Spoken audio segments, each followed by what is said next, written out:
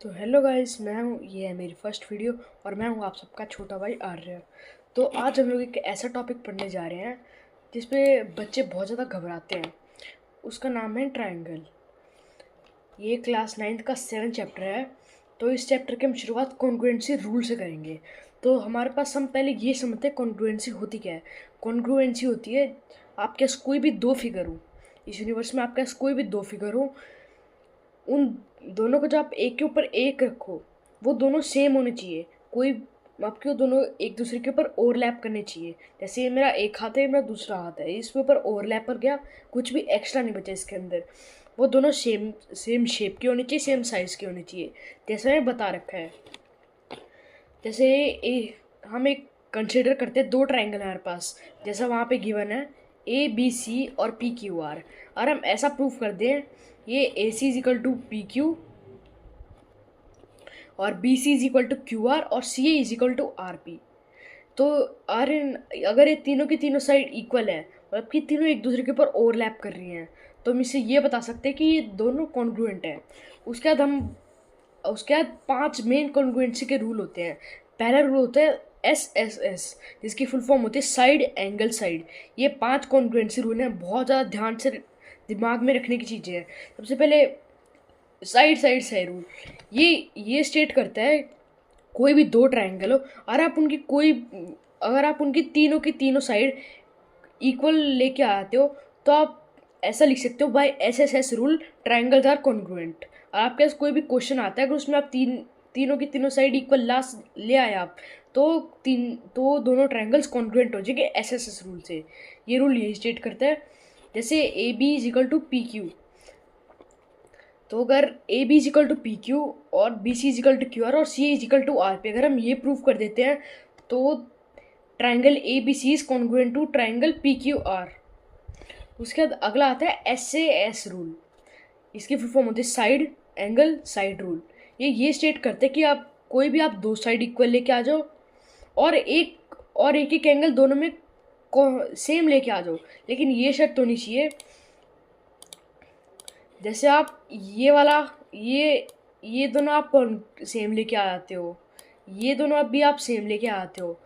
अब आपको है ना इन दोनों के बीच की, जैसे बीच में एंगल साइड और साइड के बीच में सैंडविच्ड है, मतलब कि उनके बीच में दबा हुआ है, तो आपको ये एंगल C और एंगल P को दोनों को कॉन्ग्रुएंट लाना पड़ेगा, सेम लाना पड़ेगा, तब जाके आपका SAS रूल काम करेगा।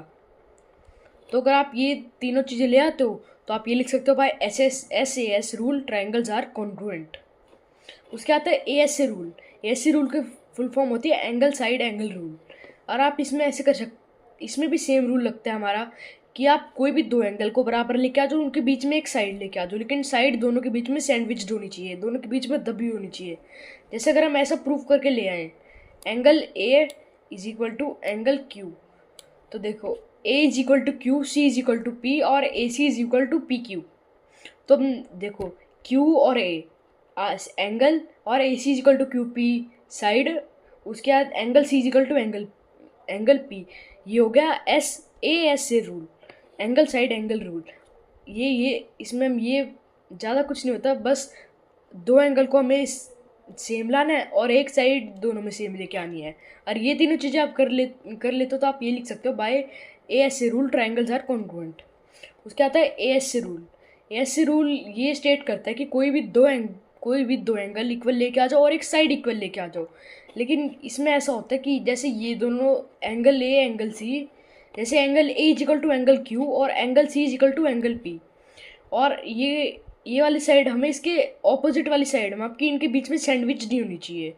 जैसे हम CB is equal to PR, तो देखो एंगल एंगल एंगल और इस साइड होगी, यहाँ पर भी एंगल एंगल साइड। तो अगर आप ये प्रूव कर देते तो हमारा रूल बन जाएगा by angle angle side rule triangles are congruent. उसके अगला आता है RHS rule, right angle hypotenuse और लास्ट में आती है साइड। ये कोई भी ऑर्डर में लिख सकते हो आप, चाहे कोई भी ऑर्डर हो। जैसे यहाँ पर मान लो कि ये एंगल A है 90 डिग्री का और ये एंगल Q है 90 डिग्री का, तो इसके सामने वाली लाइन होगी हमारी हाइपोटेन्यूज। और हम ये प्रूव कर दें कि CB is equal to PR, ये इसके सामने वाली हाइपोटेन्यूज आ गई। उसके बाद हम कोई भी AB या फिर AC, दोनों में से जैसे A B is equal to R Q, हमने ये प्रूव कर दिया कि दोनों लाइन इक्वल है। सबसे पहले राइट एंगल आ गया हमारा, उसके सामने वाली हाइपोटेन्यूज आ गई और इसके नीचे की हमारे पास साइड आ गई। ये इसमें आप कोई भी ऑर्डर में चल सकते हैं, इसमें कोई फ़र्क नहीं पड़ता। बाकी 4 रूल में आपको ऑर्डर से चलना पड़ेगा। तो इसमें रूल लगेगा RHS, राइट एंगल, हाइपोटेन्यूज और साइड। और अगर आपको जैसे बहुत सारी चीज़ों की शॉर्ट फॉर्म होती है, इसलिए कॉन्ग्रुएंसी के साइन होता है ना, उस कॉन्ग्रुएंसी का साइज ये होता है, यहाँ पर 2 इज इक्वल टू और ये ऊपर की साइड कुछ इस टाइप का साइन होता है। तो आप ये लिख सकते हो ट्राइंगल ABC, इस बीच में वाला साइन लगा दो, ट्राइंगल PQR। ये हो गया हमारे बेसिक कॉन्ग्रुएंसी रूल सारे के सारे। अब इसमें नीचे समरी टेबल आप इसका स्क्रीनशॉट लेके रोक के आप पढ़ सकते हो। अब हम चलते हैं अगले टॉपिक पे। अब करते हैं इस चैप्टर के एग्जाम्पल्स। बस इस पूरा चैप्टर इन्हीं सारे रूल्स पे बेस्ड है, बाकी पूरा का पूरा चैप्टर बहुत आसान है। तो हम इसमें क्या दिया गया हुआ है, हमारे पास इन फिगर 7.8 जो हमारे पास ये फिगर है, OA इज इक्वल टू में OB दे रखा है और OD is equal to OC दे रखा है। तो हमें ट्राइंगल AOD को ट्राइंगल BOC के कॉन्ग्रुएंट प्रूव करना है और सेकंड पार्ट में AD को हमें BC से पैरेलल करना है। तो इसमें हम ये करेंगे, पहले हम सॉल्यूशन लिख लेते हैं। यहाँ पे सॉल्यूशन होगा हमारा, सबसे पहले हम लिखेंगे गिवन क्या है हमारे पास। गिवन है हमारे पास OA is equal to OB और OD is equal to OC। ये हमें गिवन है, ये हमें गिवन है पहले से ही। उसके बाद हम लिखेंगे consider triangles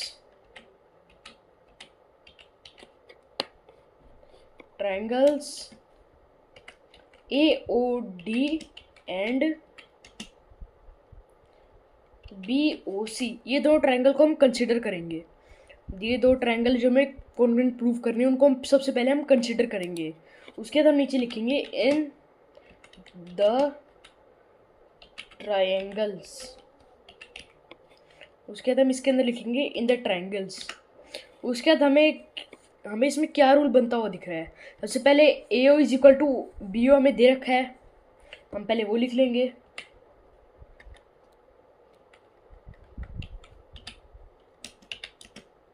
AO is equal to BO हमें हम ब्रैकेट में भी लिख लेते हैं, हमें कैसे क्या चीज़ें दी हुई हैं, ये हमें गिवन है। उसके बाद अगला हमें दिख रहा है एंगल AOD और एंगल BOC इक्वल होंगे वर्टिकली ऑपोजिट एंगल से। तो हम ये लिख सकते हैं angle AOD is equal to angle, अगला हमारे पास एंगल कौन सा बन रहा है, देखो हमने AOD, सबसे पहले AO हमारी ये वाली इस वाली लाइन को हमने सेम सीरीज में जाना होता है। जैसे ये वाली सिंगल, यहाँ पे सिंगल स्लैश है, वहाँ पर भी सिंगल स्लैश है, तो हम ऐसे आएंगे angle AOD is equal to angle BOC। तो हमें ये ध्यान रखना होता है। उसके बाद हम इसका रीज़न क्या लिखेंगे, वर्टिकली ऑपोजिट एंगल्स, ये हो गया हमारा रीज़न। उसके नीचे हमें और क्या दिख रहा है, OD is equal to OC, OD is equal to OC, ये भी हम ब्रैकेट में लिख देंगे, हमें गिवन है ये भी हमें पूरा का पूरा गिवन है। तो लास्ट में हम लिखेंगे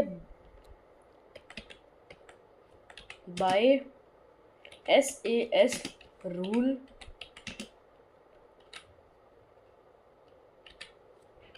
triangles are congruent। तो पहला पार्ट तो हमारा प्रूव हो गया। उसके बाद हम चलते हैं अभी अगले वाले पार्ट पे। अगले पार्ट में प्रूव करना है AD is equal to BC। तो मैं आप लोग को एक चीज़ बताने भूल गया, यहीं पर बता देता हूँ। और जैसे ये वाला हमने ये दोनों ट्राइंगल है, हमने इसको कॉन्ग्रुएंट प्रूव कर दिया। तो ये जो AD is equal to CB होगी, एक रूल होता है उसको बोलते हैं हम corresponding parts of congruent triangles are equal. अब क्या अगर हमने दोनों ट्रायंगल को इक्वल लेके आ गए तो आपकी कॉमन सेंस की बात है कि उसके सारे जितनी भी चीज़ें होंगी वो सारी की सारी इक्वल हो जाएंगी। तो अगर हम दोनों इन दोनों को कॉन्ग्रुएंट लेके आ गए तो AD is equal to CB अपने आप हो जाएगा। हम ये पूरा का पूरा हम ये नहीं लिखते, ये इतना बड़ा नहीं लिखते, हम सिर्फ हम लिख देते CPCT। ये छोटी यही होती है, स्कूल में भी यही पढ़ाई जाती है कि हम CPCT लिख देंगे इसके अंदर। यहाँ पे हो जाएगा हमारा CPCT। अगला जैसे हमारे पास क्वेश्चन है तो हम ऐसे लिख सकते हैं, angle B is equal to angle C। क्योंकि देखो अगर ये दोनों इक्वल हो गए तो angle B is equal to angle A होगा, है ना। यहाँ पे हम रीजन क्या लिखेंगे, यहाँ पे हम ब्रैकेट में रीजन लिखेंगे CPCT। तो यहाँ पे CPCT हो गया, इसका रीजन CPCT हो गया। अब आगे जाए, अगर अब हम आगे जाएंगे तो हमें क्या दिख रहा है, ये ऐसे लग रहा है ऑल्टरनेट इंटीरियर एंगल्स होते हैं। और ऑल्टरनेट इंटीरियर एंगल तब फॉर्म होते हैं जब कोई दो लाइन पैरेलल हो। तो हम ऐसा दिख रहा है ना, ये जो B और A हैं ये दोनों आपस में इक्वल तब है जब AD is equal to CB equal है। नहीं, किस लाइन के लिए ऑल्टरनेट इंटीरियर एंगल्स हैं, AD और CB लाइन के लिए। तो ये कॉमन जाहिर सी बात है कि ये दोनों इक्वल, कि AD is parallel to BC as angle B is equal to angle C। क्योंकि ऑल्टरनेट इसके बाद आपको है ना अपने विचार को प्रस्तुत करना है। As they are alternate angles for line AD and CB। उसके बाद हम लिखेंगे therefore क्या लिखेंगे हम, AD पैरेलल है,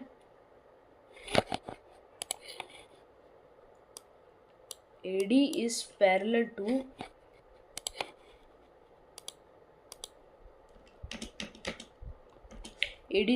to CB। उसके लास्ट में हम लिख देंगे hence proved। देखिए हमारा क्वेश्चन एकदम आसानी से सॉल्व हो चुका है, एकदम आराम से। एक बार हम दोबारा क्वेश्चन, आपको स्क्रीनशॉट लेना है फिर आपको समझना हो, वीडियो देख के आप समझ सकते हैं। उसके बाद हम अगले क्वेश्चन पे, ये टोटल 3 ही एग्जांपल है एक्सरसाइज 7.1 तक। एक्सरसाइज 7.1 हम कल करेंगे। तो उसके आता है एग्जांपल नंबर 2। इसके अंदर ये बता रहा, इसके अंदर AB is a line segment, AB एक लाइन सेगमेंट है and line L is perpendicular bisector. तो अगर बाइसेक्टर है ये AB लाइन के लिए तो AC is equal to CB हो जाएगा। और परपेंडिकुलर बाइसेक्टर है मतलब यहाँ पे 90 डिग्री एंगल भी बना रही होगी, तो यहाँ पे 90 डिग्री एंगल हो गया। If a point P lies on L, जो ये पॉइंट P है लाइन L पे लाई करता है, देखो ये रहा पॉइंट P। तो हमें ये प्रूव करना है कि जो B और A है वो P से इक्वी डिस्टेंट है। मतलब कि आसान लैंग्वेज में A से P तक जो डिस्टेंस है वही सेम B से P तक है, ये प्रूव करना है। तो हमें स्टार्ट करते क्वेश्चन करना। सॉल्यूशन हम सबसे पहले क्या लिखेंगे, कंसिडर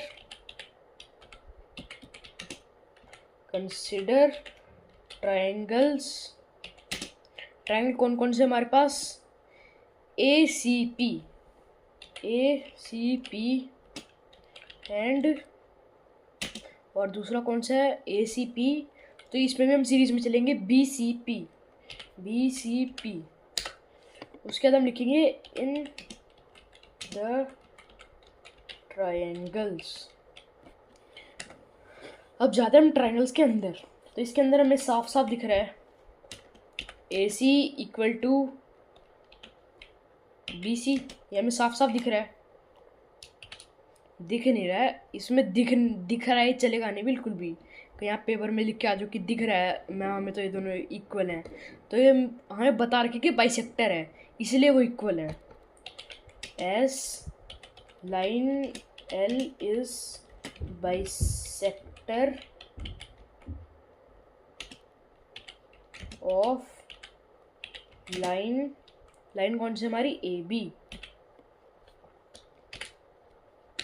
अगला हमें दिख रहा है एंड इसको मैं नाम दे देते हैं, इसको नाम दे देते हैं हम 1, इसको नाम दे देते हैं हम 2। तो इसके बाद हम यहाँ लिखेंगे हम यहाँ लिखेंगे angle 1 is equal to angle 2। उसके हम इसका रीज़न क्यों लिखेंगे, इसका रीज़न लिखेंगे हम ईच 90, दोनों 90 डिग्री के एंगल है। उसके लास्ट में हम क्या देख सकते हैं कि दो ट्रायंगल है, दोनों में एक लाइन कॉमन है CP। तो हम यहाँ पे हम ऐसा लिखेंगे CP is equal to CP common in both. तो ऐसा करके हमारा ये भी, और हम अब आगे देखते हैं हम, तो हम ऐसे लिख सकते हैं AP is equal to BP CP CT, क्योंकि हम दोनों को हमने प्रूव कर दिया से इक्वल है वो। तो ये तो दोनों ट्रायंगल कॉन्ग्रुएंट है, इक्वल नहीं कॉन्ग्रुएंट है वो। तो हम ऐसे लिख सकते हैं AP is equal to BP CP CT rule से, corresponding parts of congruent triangles are equal. तो हमें यही तो प्रूव करना था। तो हमारा एग्जांपल नंबर 2 भी हो चुका है। ये वाला हमसे हो गया आराम से, ये भी हो गया। अब ये वाला है, ये आपको दिखने में बड़ा ऐसा कंफ्यूजिंग सा लग रहा होगा, बहुत बड़ा क्वेश्चन है, बहुत टाइम लगेगा। ये बहुत ईजी क्वेश्चन है, ये भी सेम सारे के सारे एक ही रूल्स पे बेस्ड है। अब यहाँ पे हम देखते हैं line segment AB is parallel to line segment CD। तो हमें यहाँ से दिख रहा है ये जो ये वाली लाइन है इस वाली लाइन के पैरेलल है, ये हमें दिख रहा है। आपको इस टाइप से कभी कंफ्यूजन होता है ना, तो आप अलग से जितने भी ट्रायंगल्स नहीं होते हैं, जितने भी आप है ना अलग से ट्रायंगल्स बना सकते हो आप आराम से। जैसे एक ट्रायंगल हम बना लेते हैं, ट्रायंगल अच्छा नहीं बना रहा है थोड़ा, अब बनेगा मस्त ट्रायंगल।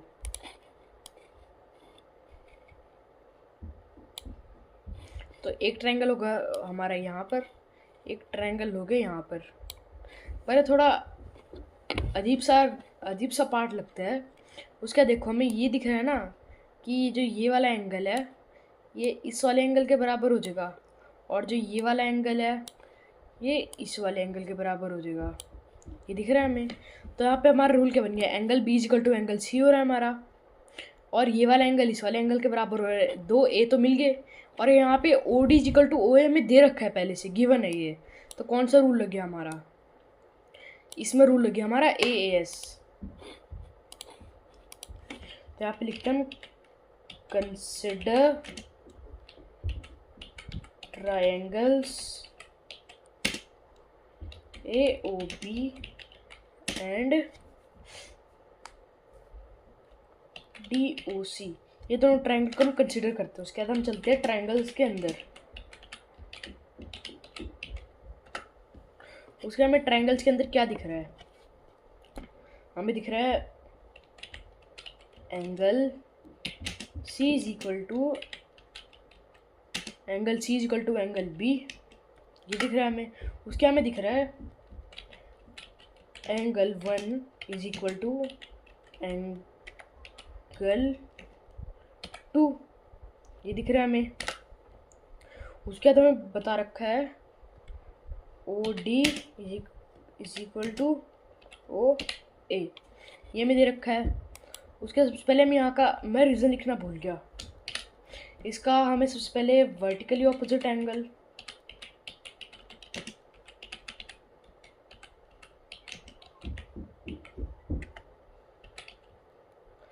ये हो गया हमारा वर्टिकल ऑपोजिट एंगल। अब अगले का क्या लिखेंगे हम? अरे नहीं, वर्टिकल ऑपोजिट एंगल इसका नहीं होगा।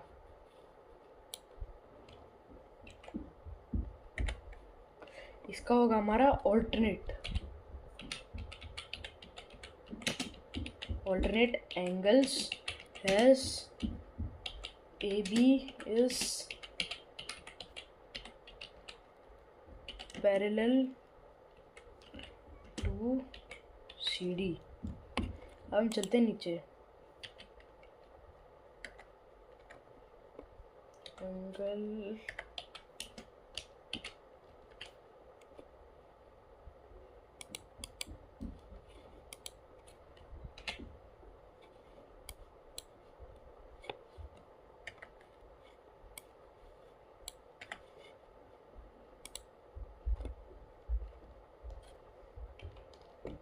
ये होगा वर्टिकली ऑपोजिट एंगल, और ये हमें था गिवन पहले ही।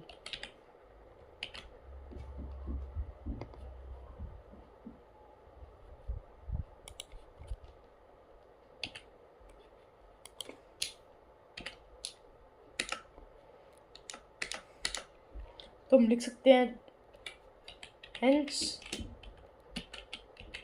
proved that the triangles are congruent। तो ये हो गया हमारा। अगला पार्ट हमारा ये तो बहुत आसान दे दिया। इसमें हमें प्रूफ क्या करना है कि CO is equal to BO। अब कि O मिड पॉइंट है तो हमें यही प्रूफ करना होगा BO is equal to CO। ये हम डायरेक्टली लिख देंगे BO is equal to CO, क्योंकि हमने दोनों कॉन्ग्रुएंट ले आए हैं तो वही वाला CPCT रूल लग जाएगा। Corresponding parts of congruent triangles are equal, तो यहाँ पर लिख देंगे हम CPCT। बस करके आज की हमारी वीडियो होती है ख़त्म। हमने 3 एग्जाम्पल कर दिए, सारे कॉन्ग्रुएंसी के रूल कर दिए, पूरा चैप्टर सारे कॉन्ग्रुएंसी के रूल पे बेस्ड है। और होप्स हो कि आपको ये वीडियो पसंद आई हो। Thank you for watching and bye bye.